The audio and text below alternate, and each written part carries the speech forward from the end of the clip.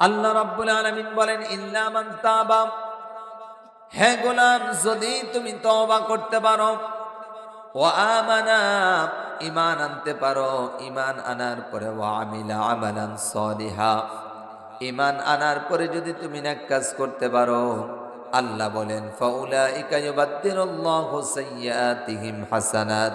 বান্দারে, আমি শুধু তোর জীবনের গুনাহগুলাই মাফ করব না, ওই যে পাহাড় পরিমাণ গুনাহ নিয়া আমি আল্লাহর কাছে মাপ চেয়েছ, ওই পাহাড় পরিমাণ গুনাহগুলা আমি আল্লাহ নেক দ্বারা পরিবর্তন করে দিব। আমার বন্ধুগণ, আমার বাবাজিরা, শুধু তাই নয়, এত বড় ঘোষণা দেওয়ার পরে দুনিয়ার মানুষদেরকে আল্লাহ রাব্বুল আলামিন ডাকে বলেন, ও দুনিয়ার মানুষেরা, এত বড় ঘোষণা পৃথিবীর কেউ দিতে পারে না, এত বড় ঘোষণা পৃথিবীর কেউ দিতে পারে না, আমি আল্লাহ ছাড়া এত বড় ঘোষণা আর কেউ দিতে পারে না। এই জন্য আল্লাহ রাব্বুল আলামিন এই ঘোষণাটা দেওয়ার পরে আল্লাহ পাক আবার নিজের পরিচয়টা আমাদের সামনে উপস্থাপন করেছেন। আল্লাহ পাক কোরআনুল কারীমের ভিতরে বলেন, ওয়াহুয়াল্লাযী ইয়াকবালু তাওবাতা আন ইবাদিহি ওয়া ইয়াফু আনিস সাইয়্যাত ওয়া ইয়ালামু মা তাফআলুন। আল্লাহ রাব্বুল আলামিন বলেন, বান্দারে, আমি তো তোর সেই সত্তা যিনি তোর তওবা কবুল করি। ও কাপাস এলাকার মুসলমানেরা, একটু আওয়াজ দিয়া বলেন তো, আমাদের তওবাগুলা কবুল করার মালিক কে? আস্তে নয়, জোরে বলুন তো, তওবাগুলা কবুল করার মালিক কে? আমাদের গুনাহগুলা মাফ করার মালিক কে? বান্দা কোন নিয়তে তওবা করে পৃথিবীর কেউ জানে না, একজন জানেন। একটু চিল্লায় আওয়াজ দিয়া বলতে হবে, তিনি কে? বান্দা কোন নিয়তে তওবা করে আল্লাহ জানে কি জানে না? কাকা কোন আল্লাহ জানে না? বলেন, আল্লাহ জানে না? বান্দার নিয়ত কি আল্লাহ জানে। এই যে আজকে মাহফিল হচ্ছে, এই মাহফিলে কে কোন নিয়তে আসছে এইটাও আল্লাহ, কথা কয় না, আল্লাহ জানে। সবাই কিন্তু মাহফিল শোনার জন্য আসে নাই। সবাই এক নাম্বার ফার্স্ট ক্লাস শ্রোতা হতে পারে না। যেমন ক্লাসে 1, 2, 3 আছে, শ্রোতাদের মধ্য থেকেও ক্লাস 1, 2, 3 আছে। কারণ শয়তান আমাদের পিছনে লেগে আছে, ঠিক কিনা? শয়তান চায় না এখানে বসুন, শয়তান চায় না কোরআনের কথা শুনুন, শয়তান আপনাকে চায় না আপনি নেক কাজ করুন। শয়তান প্রতি মুহূর্তেই আমাকে আপনাকে এখান থেকে উঠাই দেওয়ার জন্য পায়তারা চালাচ্ছে। কথা বলেন ঠিক কি? আপনারা কি মনে করেন, এই এলাকায় কি এই কয়জন পুরুষ আছে নাকি আরো আছে? কথা কয় না, আছে না? বাড়িতে নাই, ঘরে বসে নাই, হয়তো দোকানে বসে মোমবাতি টানতেছে, আর না হইলে চায়ের কাপের মধ্যে সুমাইতেছে, কিন্তু কোরআনের মাহফিলে আসে না। হ্যাঁ, শুনতেছি তো আমরা, হুজুরে বয়ান করছে, আমরা শুনছি। আল্লাহর কসম, এখানে বইসা শোনা আর বাইরে থাইকা শোনা, দুইটার তাসির কিয়ামত পর্যন্ত এক হবে না। আওয়াজ দিয়ে বলেন ঠিক কিনা? এখানে যারা বসছে তারা 1 নাম্বার শ্রোতা। বলেন, এখানে যারা বসছে তারা কয় নাম্বার শ্রোতা? তারা 1 নাম্বার। বলেন, হেদায়েত দেওয়ার মালিক কে?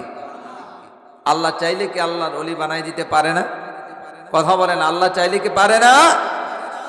আল্লাহ চাইলে পারে, কিন্তু আমরা নিতে জানি না। আমরা নিতে জানি না, আমরা দৌড়াই, ডানে দৌড়াই, বামে দৌড়াই, আমরা আড্ডা মারতে পছন্দ করি, আমরা বন্ধু বান্ধব নিয়ে মজা করতে পছন্দ করি।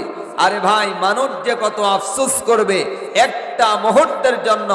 অন্তত এই মাহফিলে বসলে তো যতক্ষণ পর্যন্ত বসছেন কোরআনের যে কয়েকটা আয়াত পড়া হবে আর আপনারা শুনবেন, প্রতি হরফে আমলনামার ভিতরে 10টা করে নেকি লিখে দিবেন কে? কিয়ামতের ময়দানে দেখবেন বড় বড় বড় বড় বিশাল উহুদ পাহাড়ের মতো বড় বড় নেক আপনার আমলনামার ভিতরে উঠানো হচ্ছে। আপনারা বলবেন ফেরেশতা এগুলা কোন, আমরা তো জানি না, এইগুলা কোন নেক আমল আমাদের তো জানা নাই। তখন ফেরেশতারা বলবে আল্লাহর বান্দা, ওই যে কাপাস এলাকার একটা মাহফিলে গিয়েছিলাম, রাস্তা ছিল না, ওইভাবে আসা যাওয়ার পরিবেশ ভালো ছিল না, তারপরেও তোমরা শীতের মধ্যে ঠান্ডার মধ্যে বড় কষ্ট করে মাহফিলে বৈশা সুবহানাল্লাহ বলেছিলাম, আলহামদুলিল্লাহ বলেছিলাম, আল্লাহু আকবার বলেছিলাম। এক একটা বাক্য আল্লাহর কাছে এত পছন্দ হয়েছে, আল্লাহ রাব্বুল আলামিন এই বাক্যগুলা উহুদ পাহাড়ের সমান বাড়ি করে দিয়েছে। এই যে শুনছেন, প্রতি হরফে একটা দুইটা তিনটা নয়, প্রতি হরফে 10টা করে নেকি বললেও শুনলেও আমলনামার ভিতরে লিখে দিবেন কে? তাহলে যারা বাইরে তারা তো চা খাচ্ছে, বন্ধু বান্ধব নিয়ে আড্ডা মারছে, তারা বড় আফসোস করবে। মানুষ একটা মুহূর্তের জন্য, একটা মুহূর্ত সময়ের জন্য বড় আফসোস করবে, কিন্তু যেদিন আফসোস করবে ওই দিন আর কোনো লাভ হবে না।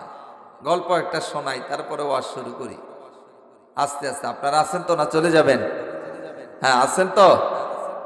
ওয়াজ যদি একটু লম্বা হয়ে যায় কষ্ট হইব নি? আমার আবার ভিন্ন তাসির, শ্রোতা যত কম হয় ওয়াজ তত সেতে জোরে কোন মারহাবা। শ্রোতা যত, কারণ আমি ওই লাখ লাখ শ্রোতা আছে বহু, আমার ইন্টারনেটে পাবেন, যেখানে 10,000 20,000 শ্রোতা নিয়ে আমি কথা কই। কিন্তু আমার ভাল লাগে যখন এলাকা থেকে 5 জন 10 জন 20 জন আসে, তখন মনে হয় এইগুলা এলাকার বাছাই করে 1 নাম্বার শ্রোতা, জোরে কোন মারহাবা।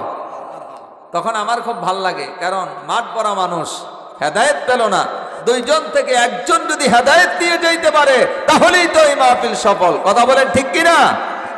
তাহলেই মাহফিল সফল। আর মাঠ ভরা লোক হলো কিন্তু হেদায়েত নিয়ে যেতে পারে নাই, ওই মাহফিলের কোনো লাভ নাই। আমরা একদিন আফসোস করব, কিন্তু কোনো লাভ হবে না। সাপ, গল্পটা শোনেন। সাপ আর ব্যাঙ দুইটা খুব বন্ধু, ভালো দোস্ত।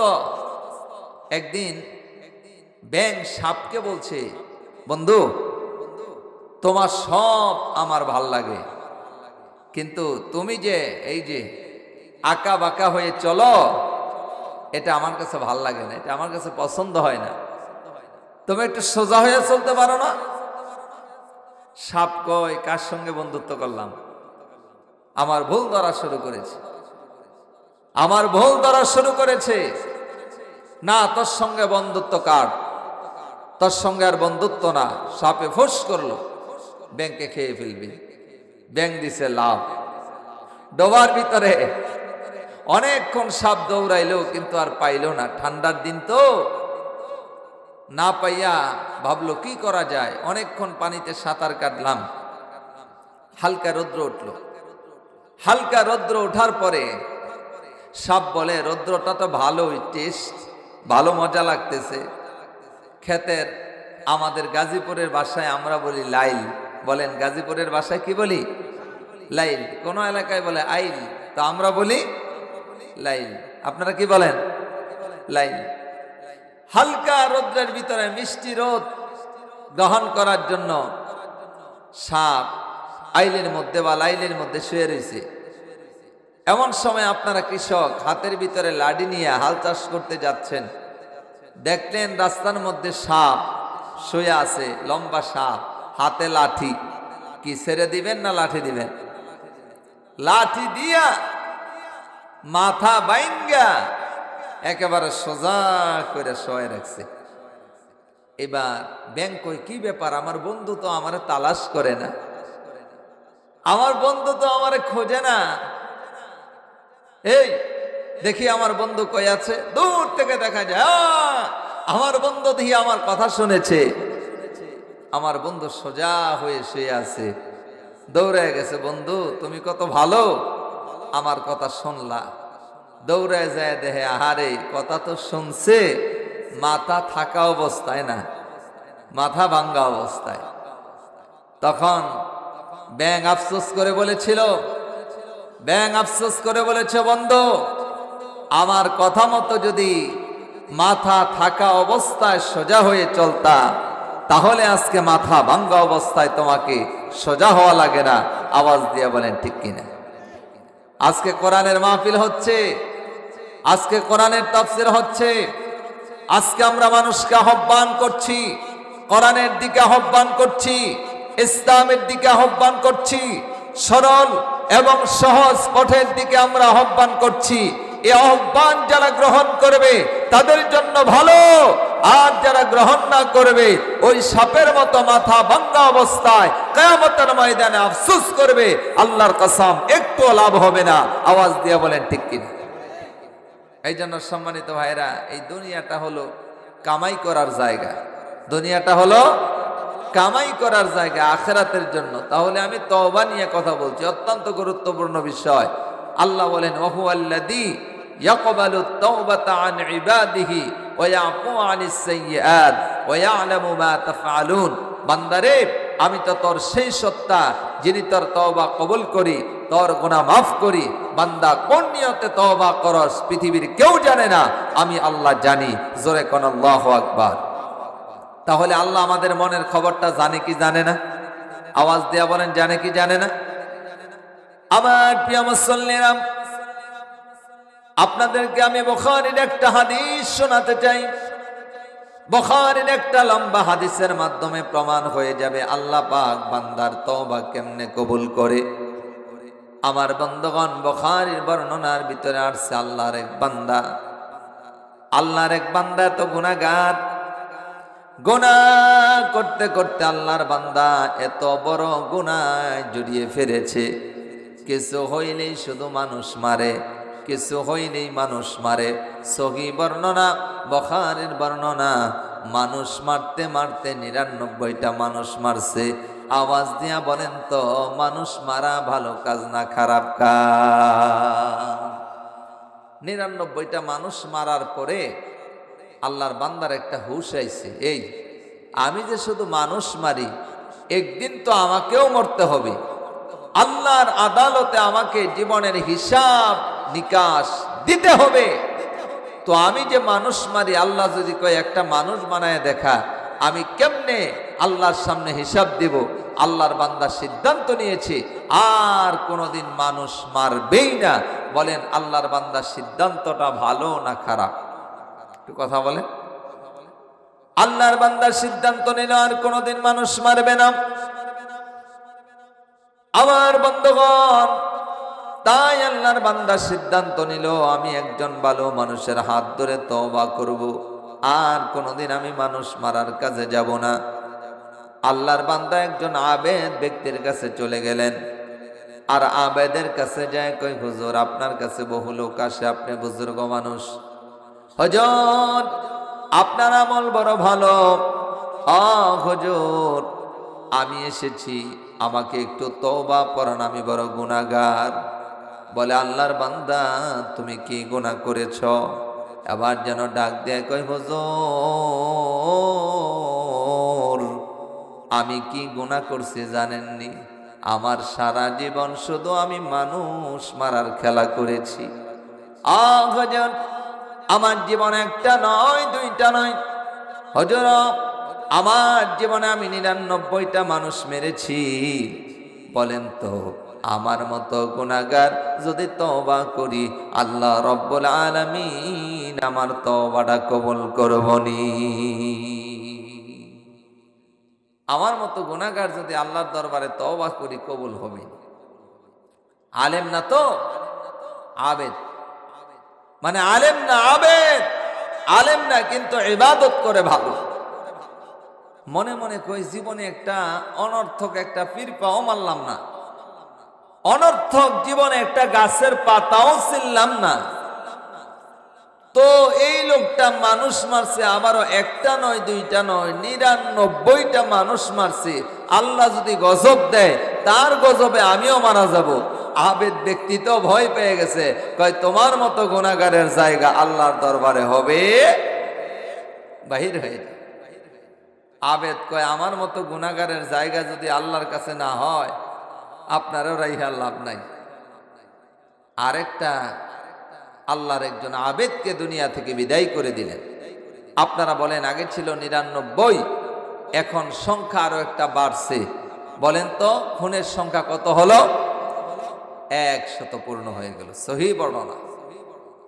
কিন্তু আল্লাহর বান্দা মনে মনে চিন্তা করেন, আহারে এতদিন পর্যন্ত সোনা দানা টাকা পয়সা দুনিয়ার লোভের কারণে বিভিন্ন মানুষকে আমি হত্যা করেছি, কিন্তু আজকে যেই লোকটারে মারলাম এই লোকটা তো আল্লাহওয়ালা, এই লোকটা তো বুজুর্গ মানুষ, এই লোকটা তো ইবাদতকারী। আমি যে তারে মারলাম আমার পেরেশানি তো আরো বেড়ে গেল। না না, আমি কাজটা ভালো করি নাই। আমি তো সিদ্ধান্ত নিয়েছিলাম আর মানুষ মারব না। একজন আল্লাহওয়ালা আল্লাহর প্রিয় মানুষকে আমি দুনিয়া থেকে বিদায় করে দিয়েছি।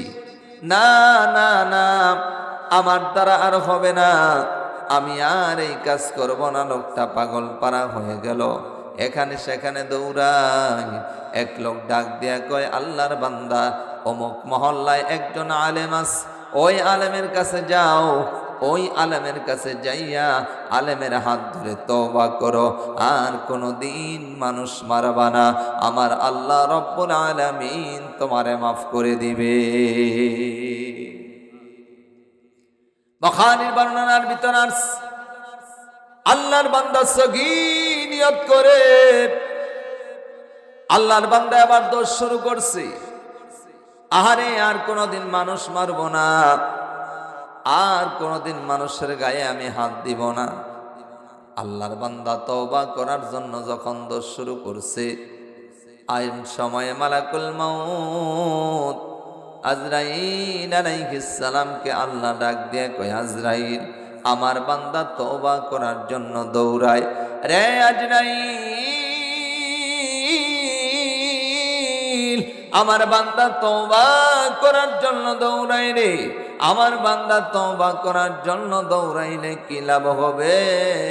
আমার বান্দার তো হায়াত শেষ। আজরাইল তাড়াতাড়ি যাও, এখন যাইয়া আমার বান্দার জান কবজ করে চলে আসো। একটু আওয়াজ দিয়া বলেন তো, আজরাইল তো শুনে একজনের কথা, একটু চিল্লায়া আওয়াজ দিয়া বলতে হবে তিনি কে? আপনাদের কি মনে হয়, আল্লাহ যখন আজরাইলকে হুকুম দিয়েছে তখন আজরাইল কি দেরি করার কোনো সুযোগ আছে? বাবা কথা বলেন, সুযোগ আছে? সুযোগ নেই। এই পৃথিবীর একটা চরম বেয়াদব নাম হলো সাদ্দাত। বলেন নাম কি? সাদ্দাত। এই সাদ্দাত আল্লাহর সঙ্গে চ্যালেঞ্জ করে একটা জান্নাত বানিয়েছিল, কল্পিত জান্নাত। কল্পিত জান্নাত, লম্বা ঘটনা সংক্ষিপ্ত করলাম। আল্লাহ না চাইলে যে সম্ভব না, কল্পিত জান্নাত বানায়া তৎকালীন নবীকে চ্যালেঞ্জ করে দিয়েছিল, আল্লাহর পয়গম্বর শোনো, আল্লাহর জান্নাতে যাব না, আমি নিজে একটা জান্নাত বানাইলাম। জোরে কর নাউজুবিল্লাহ। আমার বন্ধুগণ, আমার বাবাজিরা, সাদ্দাত যেদিন নাকি তার কল্পিত জান্নাতরা প্রবেশ করবে, তার কল্পিত জান্নাত যেদিন উদ্বোধন করবে, আমার বন্ধুগণ, আমার বাবাজিরা, কল্পিত জান্নাতের দিকে যখন উদ্বোধন করবে, রওনা হয়ে যাবে, এমন সময় 100 ঘোড়া তার প্রজাদেরকে নিয়া, সাথী সঙ্গীদেরকে নিয়া আমার বন্ধু সাদ্দাত তার কল্পিত জান্নাতের দিকে রওনা দিস। আল্লাহ রাব্বুল আলামিন ডাক দিয়া বলে, আজরাইল, সাদ্দাত নাকি আমি আল্লাহর জান্নাতে যাবে না রে। সাদ্দাত নিজে একটা জান্নাত তৈরি করেছে। সাদ্দাতের ইচ্ছা হলো তার জান্নাতে প্রবেশ করবে, আর আমি আল্লাহর ইচ্ছা হলো সাদ্দাতকে তার জান্নাতে প্রবেশ করতে দেওয়া হবে না। আওয়াজ দিয়া বলেন, আল্লাহর ইচ্ছার উপরে কোনো ইচ্ছা আছে নাকি? আমার বন্ধুগণ, আমার বাবাজিরা, হযরতে আজরাইল আলাইহিস সালাম সাদ্দাতের পিছনে পিছনে দৌড়ায়, আর একটা যুবক মানুষের বেশ ধরে দৌড়ায়। ডাক দিয়া বলে, সাদ্দাত একটু দাঁড়াও, একটু দাঁড়াও, একটু দাঁড়াও, তোমার সঙ্গে আমি কথা বলবো। সাদ্দাত দাঁড়ায় না। আজরাইল আবার ডাক দেয়, সাদ্দাত দাঁড়াও, কথা বলবো। সাদ্দাত দাঁড়ায় না। আবার ডাক দিয়া কয়, সাদ্দাত একটু দাঁড়াবানি, আমি একটু কথা বলবো, তোমার সঙ্গে আমার বড় প্রয়োজন। সাদ্দাত এবং দাঁড়ায় গেল এবং রাগ হয়ে গেল। এই যুবক দৌড়াইয়া যখন নাকি সাদ্দাতের কাছে গেছে, এবার সাদ্দাত তরবারিটা বাহির করে ওই যুবকের মাথার উপরে দইরা বলে, তোর কত বড় সাহস, আমি আমার কল্পিত জান্নাতের ভিতরে প্রবেশ করব, আর তুমি আমারে বারবার ডিস্টার্ব দাও। তোমার মতো যুবক দুনিয়ায় থাকার কোনো অধিকার নাই, তোমার দুনিয়ার মধ্যে থাকার কোনো অধিকার নাই, দুনিয়া থেকে তোমায় করে বিদায় করে দিব। এই বলে যখন নাকি তরবারিটা ওইভাবে তরবারিটা উপরে নিছে, এমন সময় আজরাইল তার পরিচয় জানাই দিছে। ডাক দিয়া বলে, সাদ্দাত তোমার তরবারি নামাও, তোমার তরবারি নামাও। আমার পরিচয়, আমি দুনিয়ার কোনো মানুষ না, আমার পরিচয় হলো আমি হলাম মালাকুল মউত আজরাইল। চিৎকার মেরে বলেন না আল্লাহু আকবার। তরবারি নামাও, আমার পরিচয় আমি মালাকুল মউত আজরাইল, তরবারি নামাও, তারপরে কথা বল। আমার বন্ধুগণ, কিতাবের বর্ণনার ভিতরে পাওয়া যায়, আজরাইল আলাইহিস সালাম যখন নাকি তার পরিচয়টা দিয়ে দিলেন, এমন সময় আপনারা দেখবেন আপনাদের বাড়িতে যেই কলা গাছটা আছে, ওই কলা গাছের মাঝখানে একটা চিকন পাতা দাঁড়িয়ে আছে, যেটা এখনো ফুটে নাই। সকালবেলা দেখবেন হালকা বাতাসে থরথর করে কাঁপে, কাঁপে কিনা। আমার বন্ধু, বিভিন্ন বর্ণনার ভিতরে পাওয়া যায় সাদ্দাত এবার থরথর করে ওই কলা পাতার মতো কাঁপতেছে। আরেক বর্ণনার ভিতরে পাওয়া যায় এই সাদ্দাত হাতের ভিতরে কবুতরের বাচ্চাটা নিলে যেমন থরথর করে কবুতরের বাচ্চাটা কাঁপে, এত ক্ষমতাধর বাদশাহ সাদ্দাত এবার থরথর করে কাঁপাকাঁপি শুরু করে দিয়েছে। আমার বন্ধুগণ, আমার বাবাজিরা, এবার সাদ্দাত যেন ডাক দিয়ে বলে, আজরাইল এই মুহূর্তে কেন গো হাজির হয়ে গেছে? আজরাইল আলাইহিস সালাম ডাক দিয়ে বলে, সাদ্দাত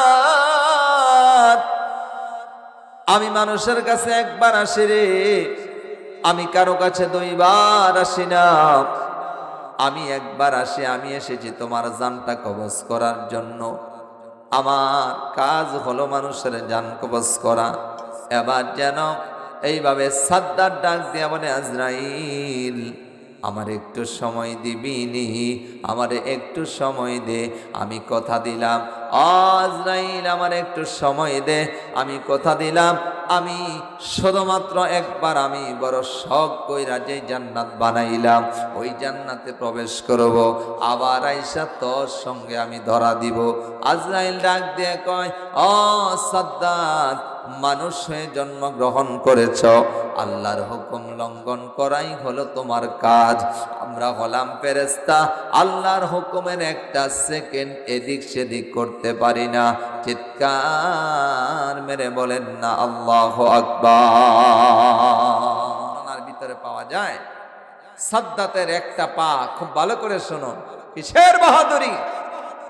সাদ্দাতের একটা পা তার কল্পিত জান্নাতের গেটে, আরেকটা পা এখনো গোড়ার উপরে। আল্লাহ কয়, এই আজরাইল সময় শেষ, এখন তার জান কবজ কর।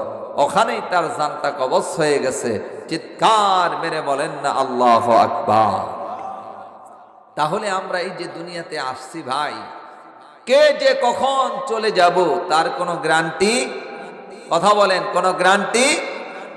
বহু বাবা আমাদের সমাজে আছে যার সন্তান মারা গেছে, কি ভাই আছে না? আছে না? বলেন আছে না? বহু দাদা আছে তার নাতি মারা গেছে। বহু স্বামী আছে তার স্ত্রী মারা গেছে। বহু স্ত্রী আছে, তার স্বামী তার আগে দুনিয়া থেকে চলে গেছে। কিসের বাহাদুরি, কিসের অহংকার, কিসের তাকাব্বুরি, কি নিয়ে আমরা বড়াই করি? এই দুনিয়াটা থাকার জায়গা, দুনিয়াটা থাকার জায়গা না। মরণ থেকে যতই পালাও, মরণ থেকে যতই পালাও, মরণ তোমায় লইবে গিরি। যদিও সুদূর আকাশ পানে লুকাও, সেথায় লাগিয়ে সিঁড়ি। পালাইবার মতো কোনো জায়গা নাই। তবে ঈমান নিয়ে যদি যেতে পারি, ঈমান নিয়ে যদি যেতে পারি, মরতে দেরি, আল্লাহর জান্নাতের মেহমান হতে দেরি হবে না। কথা বলেন ঠিক কিনা? আর যদি ঈমান না নিয়ে দুনিয়াতে আসলাম, বড় হলাম, কেউ রিক্সা চালাইলাম, কেউ চাকরি করলাম, কেউ হাল চাষ করলাম, বিবাহ শাদী করলাম, বাচ্চা কাচ্চা হলো, সংসার হলো, কেউ জামাই পাইলাম, কেউ বউ পাইলাম, আস্তে আস্তে বুড়া হলাম, মরে গেলাম। আল্লাহর কসম, এই দুনিয়াটা সামান্য অল্প সময়ের জন্য আমরা দুনিয়াতে আসছি। লম্বা সময় আমাদের জন্য অপেক্ষা করছে। হয়তো জান্নাত, আন্না হইলে জাহান্নাম। ফারিকুন ফিল জান্নাহ ওয়া ফারিকুন ফিস সাঈদ। হয়তো আল্লাহর জান্নাতে যেতে হবে, আন্না হইলে জাহান্নামে যেতে হবে। জান্নাত আর জাহান্নামের বাইরে যাওয়ার কোনো জায়গা নেই। ভাই গো, একটু চক্ষুটা বন্ধ করে হিসাব করে, হিসাব কইলেন জীবনে কতটুকু ভালো করেছেন আর জীবনে কতটুকু মন্দ করেছেন, হিসাবটা কইলেন। তবে আমাদের জন্য তো জান্নাতে যাওয়া আল্লাহ বড় সহজ করে দিয়েছে। সুবহানাল্লাহ। কোন কেমনে সহজ করেছে? সহজ করেছে, পৃথিবীতে কিছু জায়গা আছে, কিছু ঘর আছে। এই জায়গা, এই ঘরগুলা যদি আমরা নির্মাণ করতে পারি, আওয়াজ দিয়া বলেন মরে যাব, তারপর সদগায়ে জারিয়া হিসাবে কিয়ামত পর্যন্ত আমলনামার ভিতরে সওয়াব জমা করে দিবেন কে? তার ভিতরে একটা ঘর হলো মসজিদ। জোরে বলেন, একটা ঘর কি? মসজিদ। এই মসজিদটা কার ঘর? জোরে কোন কার ঘর? লাভটা বুঝায়, আগে লাভ বুঝেন, লাভ না বুঝলে ব্যবসা করবেন কে? এই মসজিদটা হলো আল্লাহর ঘর। আল্লাহ রাব্বুল আলামিন কোরআনুল কারীমের ভিতরে বলেন, ইন্না আউওয়ালা বাইত, আল্লাহ পাক বলেন এটা হলো পৃথিবীর প্রথম ঘর। পৃথিবীর প্রথম ঘর হলো বাইতুল্লাহ, প্রথম মসজিদ হলো বাইতুল্লাহ, যেটারে বলা হয় কাবা শরীফ। ওই বাইতুল্লাহ, এটা আল্লাহ প্রথম বানাইলেন। আমার বন্ধুগণ, প্রথম ঘর হলো বাইতুল্লাহ। ওই বাইতুল্লাহ এত দামি, ওই বাইতুল্লাহ এত দামি, ওই বাইতুল্লাহ যদি কেউ 1 রাকাত নামাজ পড়ে, আওয়াজ দিয়া বলেন তো 1 লক্ষ রাকাতের সওয়াব আমলনামার ভিতরে জমা করে দিবেন কে? 1 রাকাত পড়লেন 1 লক্ষ রাকাতের সওয়াব। সুবহানাল্লাহ বলবেন না? তারপরে 2 নাম্বার আরেকটা মসজিদ আছে, যার নাম হলো মদিনা। বন্ধু, যাকে আমরা বলি সোনার মদিনা, যেই মদিনা সবুজ গম্বুজের নিচে আমার নবীর রওজা মোবারক। সুবহানাল্লাহ। কোন আমার নবীজি সেখানে শায়িত আছে। তবে আমার নবীজির নিয়ে কিন্তু তারা ষড়যন্ত্র করছিল। আমার নবীজির লাশ মোবারকটা পর্যন্ত চুরি করতে চেয়েছিল ইহুদিরা, কিন্তু আল্লাহর ইচ্ছায় সম্ভব হয় নাই। আল্লাহ পাক হেফাজত করেছেন। এইটা যেই নবীজির রওজাটা বর্তমানে আছে, এইটা সীসা দিয়া ডালাই করা হয়েছে। এখন আর চুরি করা সম্ভব হবে না। 2 নাম্বার মসজিদ, মসজিদের লাভটা বুঝাই। 2 নাম্বার মসজিদ হলো আমার বন্ধুগণ সোনার মদিনা, যেখানে 1 রাকাত নামাজ পড়লে আমার বন্ধুগণ 50,000 রাকাতের সওয়াব আল্লাহ আমলনামার ভিতরে জমা করে দেয়। সুবহানাল্লাহ। কোন সিরিয়ালে 3 নাম্বার মসজিদ হলো, বন্ধু, সিরিয়ালে 3 নাম্বার মসজিদ হলো মসজিদে আকসা। যেই মসজিদে আকসা রক্ষা করার জন্য হাজার হাজার নয়, লক্ষ লক্ষ মুসলমান শহীদ হয়েছে। যেই মসজিদে আকসা রক্ষা করার জন্য বহু বৃদ্ধ মানুষ শহীদ হয়েছে, যেই মসজিদে আকসা রক্ষা করার জন্য বহু যুবকেরা শহীদ হয়েছে, যেই মসজিদে আকসা রক্ষা করার জন্য বহু নারী আমার বন্ধুগণ শহীদ হয়েছে, বহু শিশু শহীদ হয়েছে। আমাদের বিশ্বাস, যেই মসজিদে আকসা ইহুদিরা দখল করে রেখেছে, আল্লাহ পাক একদিন এটা মুসলমানের হাতে আবার তুলে দিবে। আওয়াজ দিয়ে বলেন ঠিক কিনা? এটা হলো 3 নম্বর মসজিদ। এইটার মধ্যে নামাজ পড়লে এক রাকাতে 25,000 রাকাতের সওয়াব হয়। সুবহানাল্লাহ। 25,000 রাকাতের সওয়াব। পৃথিবীর জমিনে এই 3টা মসজিদ, একটা হলো মসজিদে বাইতুল্লাহ, আর একটা হলো মসজিদে নববী, আর একটা হলো মসজিদে আকসা। এই 3টা মসজিদে নামাজ পড়লে আলাদা বেশি সওয়াব পাওয়া যায়। এর বাইরে পৃথিবীতে আর কোনো মসজিদ নাই যেখানে একটার চাইতে বেশি আর একটার ভিতরে সওয়াব পাওয়া যায়। সুবহানাল্লাহ। আপনারা বাইতুল মোকাররমে নামাজ পড়লে যে সওয়াব পাবেন, আপনারা এই যে এখানে একটা চতুর্পাশে বিল, মাঝখানে একটা মসজিদ বানাইছেন, এই মসজিদে নামাজ পড়লে এই সমান সওয়াব পাইবেন। সুবহানাল্লাহ। আবার আপনাদের কেন্দ্রে মসজিদে নামাজ পড়লে এই সমান সওয়াব পাইবেন। জাঙ্গালিয়া বাজার মসজিদে নামাজ পড়লে সমান সওয়াবই পাবেন। তবে সবচেয়ে বড় বিষয় হলো, সবচাইতে মজার বিষয় হলো, এই বাইতুল্লাহ যারা বানায়, আল্লাহর ঘর যারা বানায়, আওয়াজ দেয়া বলেন তাদেরকে সবচাইতে দামি বানাই দিবেন কে? আস্তে নয়, জোরা বলুন কে? কেমনে বানায়? আল্লাহ তাআলা এই বাইতুল্লাহ বানাইলেন সবার আগে। এইটা হলো বাইতুল্লাহর একটা অঙ্গ, এটা হলো বাইতুল্লাহর একটা শাখা, এইটা হলো বাইতুল্লাহর শাখা প্রশাখা।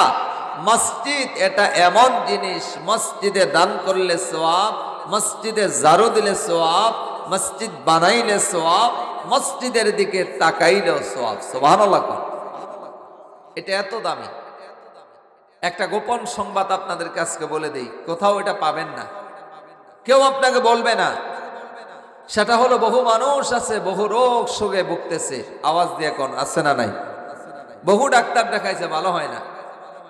বহু ডাক্তার দেখিয়েছে, ভালো হয় না। বহু মানুষ আছে ঋণগ্রস্ত হয়ে গেছে, কিন্তু ঋণের ভার এত বেশি, ঋণ পরিশোধ কিভাবে করবে রাত্রেবেলা ঠিক মতো ঘুমাইতে পারে না। বহু মানুষ আছে অশান্তিতে আছে, শান্তি কিভাবে আসবে এই শান্তিটা খুঁজে পাচ্ছে না। আপনাদেরকে বলে দেই, আল্লাহর ঘর যাবেন কাউকে দেখানোর জন্য নয়, আল্লাহর ঘর মসজিদে ঢুকবেন, মসজিদে যাইয়া ইমাম সাহেব মসজিদ ঝাড়ু দেওয়ার আগে আপনি মসজিদটা ঝাড়ু দিবেন। আর মসজিদ ঝাড়ু যদি 40 দিন পর্যন্ত আল্লাহর ঘর মসজিদ ঝাড়ু দিতে পারেন, আর ঝাড়ু দিয়ে আল্লাহর কাছে যেই দোয়া করবেন, আল্লাহ রাব্বুল আলামিন ওই দোয়াটাই কবুল করে নেবে। সুবহানাল্লাহ। তাহলে আল্লাহর ঘর এটা বড় দামি। আল্লাহ পাক সূরা আল বাকারার 124 নম্বর আয়াতে এই আল্লাহর ঘর মসজিদ সম্পর্কে আলোচনা করেছেন। সুবহানাল্লাহ। আল্লাহ রাব্বুল আলামিন কোরআনুল কারীমের ভিতরে বলেন, ওয়াইদি বিতানা ইব্রাহিমা রাব্বুহু বিকালিমাতিন ফাআতাম্মাহুন্না ক্বালা ইন্নী জাঈলুকা লিন্নাসি ইমামা। আল্লাহ রাব্বুল আলামিন নবীকে জানাই দিলেন, নবী গো, আপনার পূর্বে আমি একজন নবী প্রেরণ করেছিলাম, যেই নবীর নাম হলো ইব্রাহিম। আমার ইব্রাহিমকে অনেকগুলা পরীক্ষা নিয়েছিলাম, সবগুলা পরীক্ষায় 100 100 থেকে 100 নাম্বার পাইয়া ইব্রাহিম আলাইহিস সালাম ফার্স্ট হয়ে গেছে। তার ভিতরে একটা খুব দামি কথা, ভালো করে বুঝবেন, তার ভিতরে একটা পরীক্ষা ছিল আল্লাহর ঘর মসজিদ বানানো। সুবহানাল্লাহ। আল্লাহ রাব্বুল আলামিন ডাক দিয়ে কয়, ইব্রাহিম, ও ইব্রাহিম, বাইতুল্লাহ পুনর্নির্মাণ করতে হবে, বাইতুল্লাহ বানাইতে হবে না ইব্রাহিম। ইব্রাহিম আলাইহিস সালাম কয় আল্লাহ বাইতুল্লাহ বানাবো, বাইতুল্লাহ তো তোমার ঘর, এই বাইতুল্লাহ তো সবাই বানাইতে পারে না। আল্লাহ তোমার ঘর মসজিদ সবাই বানাইতে পারে না, এটা তো আমার সৌভাগ্য। আল্লাহ মসজিদটা আমি বানাইতে চাই। আল্লাহ বলে ইব্রাহিম এই মসজিদ যদি বানাইতে চাও তাহলে তোমাকে দায়িত্ব নিতে হবে তিনটা। জোরে বলেন কয়টা? তিনটা দায়িত্ব নিতে হবে। এক নাম্বার দায়িত্ব হলো ইব্রাহিম, এক নাম্বার দায়িত্ব হলো মসজিদ যদি বানাইতে হয় তাহলে তোমাকে রাজমিস্ত্রি হওয়া লাগবে। আর দুই নাম্বার দায়িত্ব হলো এই আমি আল্লাহর ঘর মসজিদ যদি বানাইতে চাও তাহলে তোমাকে জারুদার হওয়া লাগবে। আর তিন নাম্বার হলো আমার ঘর মসজিদ যদি বানাইতে চাও তাহলে তোমাকে মুয়াজ্জিন হওয়া লাগবে। ইব্রাহিম আলাইহিস সালাম কয় আল্লাহ তোমার ঘর মসজিদ বানাইতে যাইয়া আমি মেস্তরি হতে রাজি আছি, তোমার ঘর মসজিদ বানাইতে যাইয়া আমি জারুদার হতে রাজি আছি, তোমার ঘর মসজিদ বানাইতে যাইয়া আমি মুয়াজ্জিন হতে রাজি আছি। আল্লাহ কয় তাহলে এই ঘর বানাবার দায়িত্ব তুমি ইব্রাহিমকে আমি আল্লাহ দিয়ে দিলাম। চিৎকার মেরে বলেন না আল্লাহু আকবার। আল্লাহ চাইলে তো ফেরেশতাদের দিয়েও এই মসজিদটা বানাইতে পারতেন। জোরে বলেন পুনর্নির্মাণ করাইলে পারতেন না?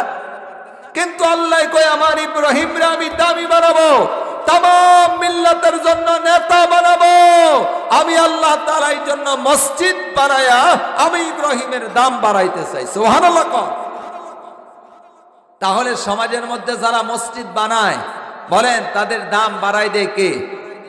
আসতে নয়, জোরে বলুন। যারা মসজিদ বানায় তাদের দাম বাড়ায় দেয় কে? তাদের দাম আল্লাহ বাড়ায় দেয় যারা মসজিদ বানায়।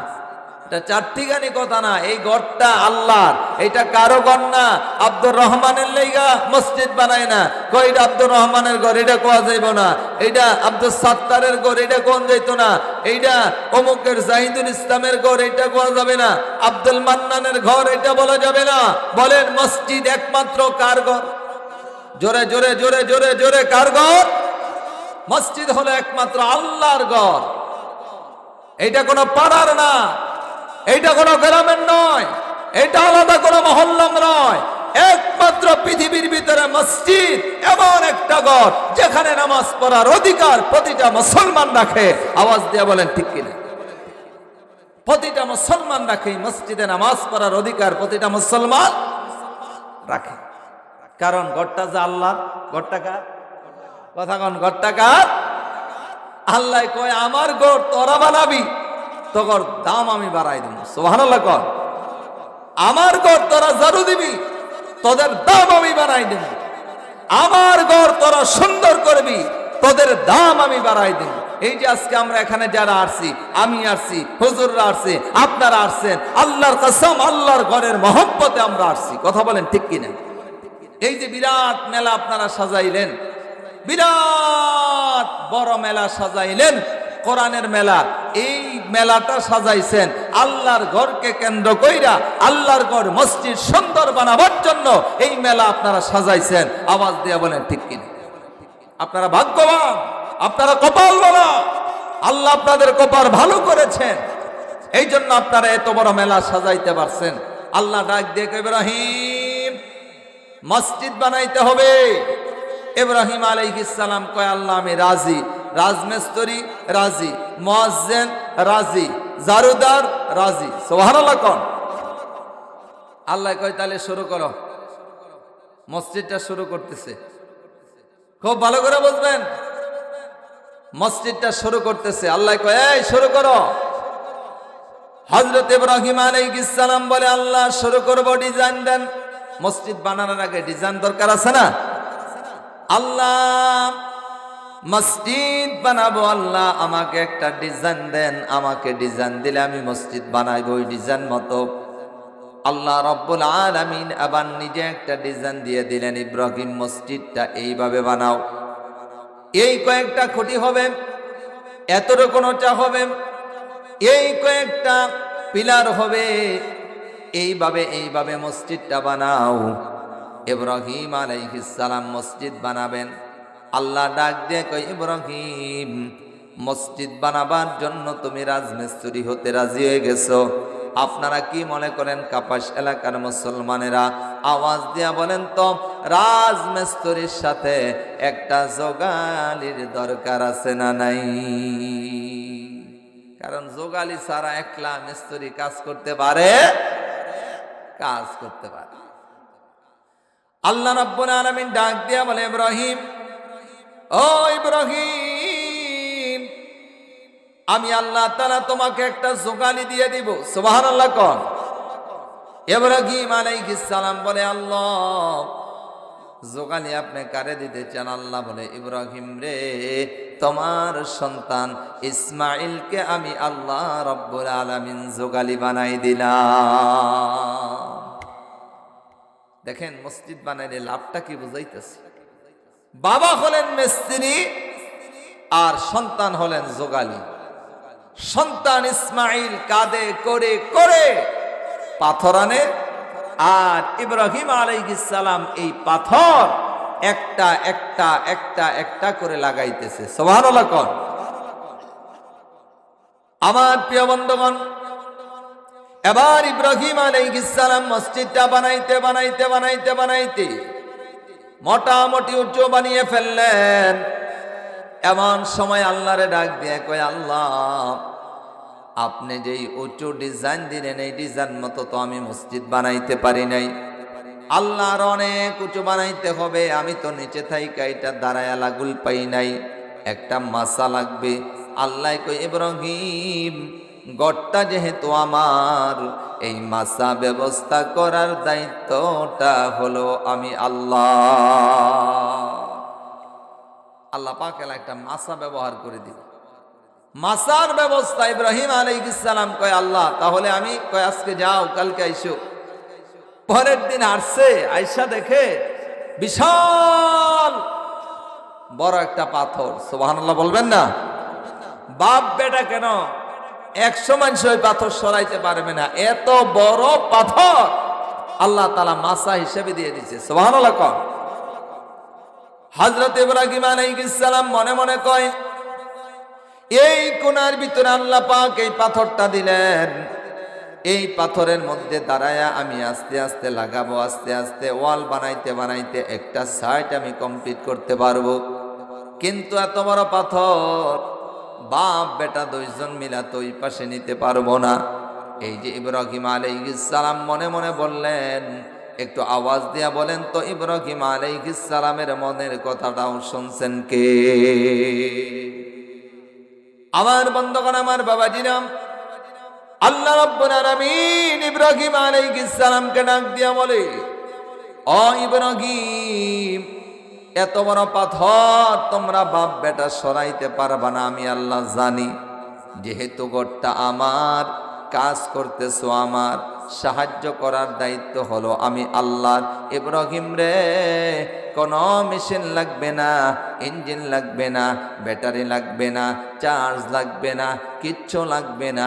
এই পাথরটা আমি আল্লাহ তোমার বাধ্য করে দিলাম। আমি আল্লাহর ঘর মসজিদ বানাইতে যতদিন লাগে ততদিন পর্যন্ত এই পাথর তোমার কথা শুনবে। তুমি যদি বলো ডানে যাও, এটা ডানে যাবে। তুমি যদি বলো বামে যাও, বামে যাবে। তুমি যদি বলো সামনে যাও, সামনে যাবে। তুমি যদি বলো যাও, উপরে যাও। এক কথায় তোমার কথা মতো চলবে। চিৎকার মেরে বলেন না আল্লাহু আকবার। ইব্রাহিম সাল্লামকে ভালোই তো মজা, ব্যাটারি নাই, ব্যাটারি নাই, তেল নাই, ডিজেল নাই, এটা বিমানের মতো যেদিকে কই এদিকে যাই। বাইতুল্লাহ বানানো শেষ, জোরে কর মারহাবা। মানে মসজিদ বাইতুল্লাহ কার ঘর? জোরে বলেন কার ঘর? তো আপনাদের এইটা, এই যে এখানে বানাইছেন, এটা কার ঘর? বলেন এটাও কার ঘর? আল্লাহর ঘর। ইব্রাহিম আলাইহিস সালাম বলে শেষ, এই বাইতুল্লাহ বানানো শেষ। আল্লাহ, বাইতুল্লাহ বানানো শেষ। আল্লাহ কয় শেষ করে লাইছ? জি। আল্লাহ কয় যাও, বাইতুল্লাহটা আমার ঘরটা বানানোর কারণে আমি আল্লাহ তোমার দাম এত বাড়াইলাম। ক্বালা ইন্নী জাইলুকা লিন-নাসি ইমামা, তামাম মিল্লাতের ইমাম, তামাম মিল্লাতের নেতা বানাই দিলাম। সুবহানাল্লাহ। কোন আল্লাহর ঘরটা বাইতুল্লাহ বানানোর কারণে তামাম মিল্লাতের নেতা ইব্রাহিম আলাইহিস সালামকে বানাই দিয়েছেন কে? ইব্রাহিম আলাইহিস সালাম বড় খুশি হয়ে গেলেন, বাহির হয়ে যাবেন। এমন সময় আল্লাহ রাব্বুল আলামিন ডাক দিয়ে বলে, ইব্রাহিম, এই ঘরটা তুমি একা বানাও নাই, তোমার সন্তান ইসমাইল তো লগে বানাইছে। তাই আমি আল্লাহ তাআলা শুধু তোমার দাম বাড়াবো না, তোমার সন্তান ইসমাইলের দামও বাড়াই দিলাম।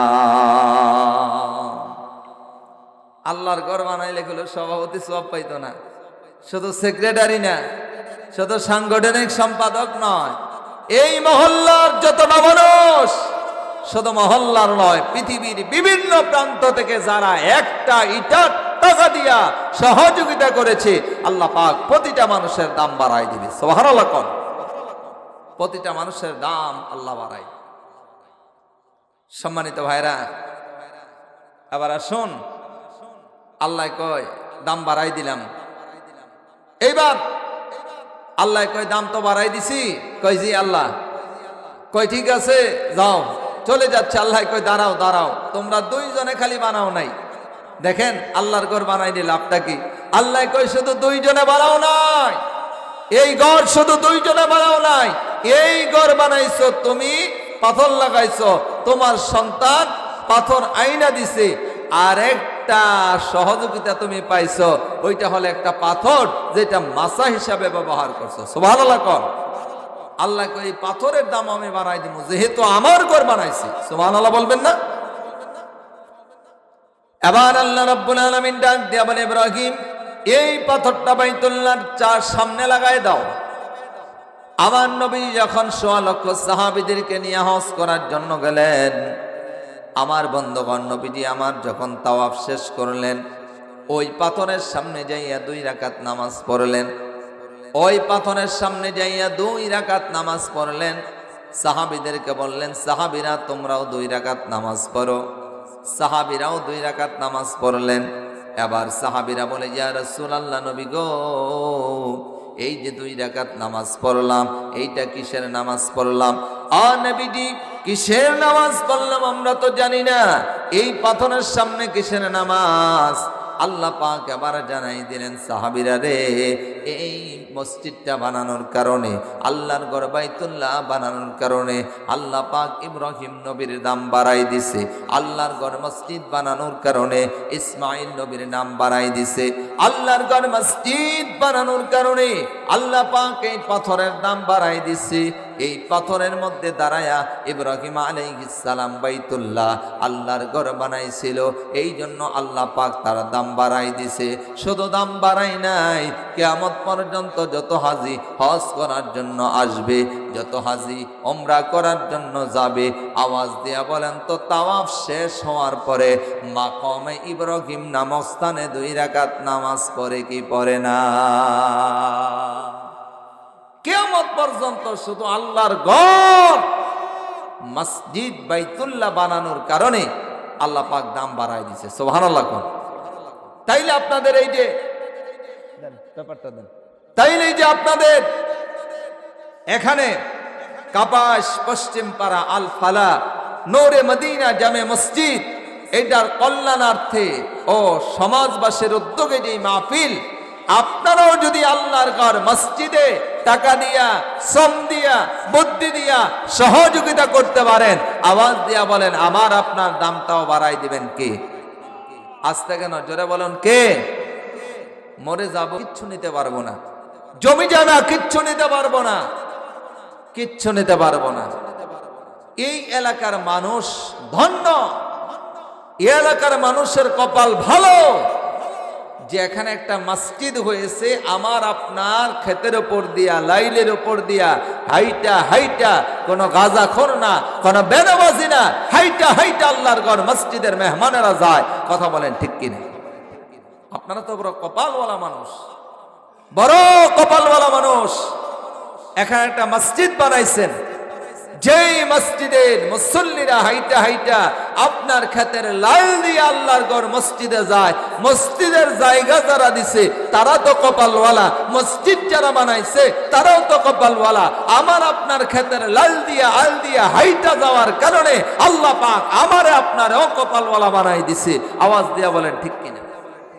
এটা আমাদের জন্য একটা সুযোগ, আমাদের জন্য একটা সুযোগ জান্নাত কামাই করার।